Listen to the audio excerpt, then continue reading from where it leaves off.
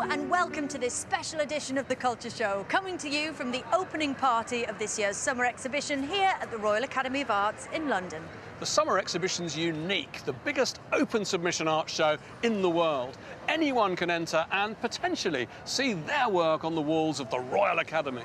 It's also the longest running art event, held every year since 1769. It's always had its critics, but it's a much-loved British institution.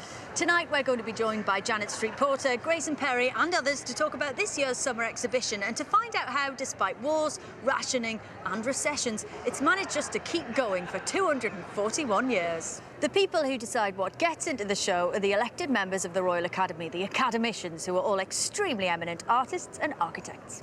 Now, I'm sure they've done a fantastic job, but I still thought it might be interesting to rifle through some of the work myself, to pick out some pieces I thought were special and just see whether any of my favourites could make it into the final show. And we've got to that point where 10,000 open submission entries have been reduced to just 1,061 hopefuls.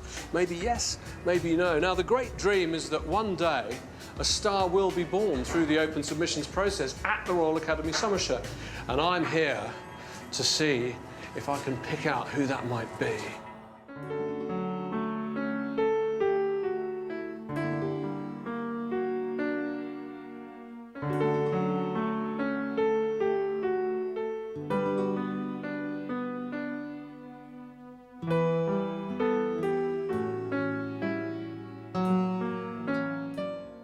My second choice is Anne Winder Boyle.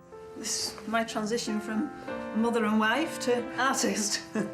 I'd been intrigued by her little mixed media picture. Oh, this is quite interesting. Anne only graduated from art school in 2006, but her work's already been chosen for the summer show twice before. I didn't do particularly well at school, didn't go to university, but always regretted not following on with that, because I really loved it. And then in 2002, I went and did a degree. When I was in my final year at university, my mum died, and when we were going through our house, clearing it out, I found the books that had come from my father, and I remember reading them as a child, and these books were just beautiful, so I thought, well, you know, can I work with the books? I mean, this one I think is just amazing for me. Because all this decay, I think, is just beautiful. Anne layers together bits of the books, paints on an image, and then coats it all in wax. It's my skills as a housewife. And I'm going to iron the wax on. At first glance, the work I picked out looks nostalgic, a bit quaint. But look again, and there's a bit more to it than that, as its title, The Dealer, suggests. This looks like this little boy is buying something, so it's just a social comment, really, with drugs, and it's just a little darker and sinister. Even if I didn't get in, I'd be there next year. I'd be submitting next year because I love it. I love the whole process. It wouldn't put me off. Lucky dip. Actually, that's rather good.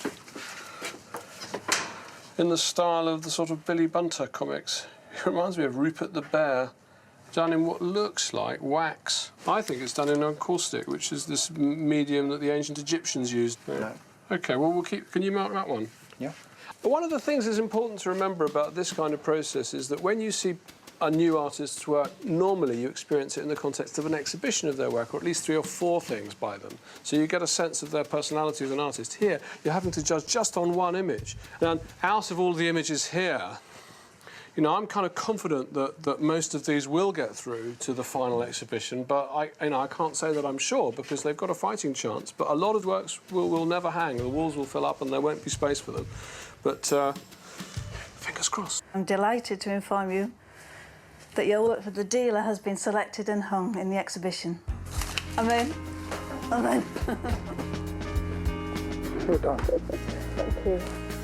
Several tears of joy and a few sighs later, all the chosen artists are invited to see where their work has been hung. And I can't believe you're actually polishing. You're actually polishing the painting. It's beeswax, so it just brings the polish out, the shine. The great advantage of using encaustic. Shiny paintings. Are you pleased to have been chosen? Absolutely, yeah.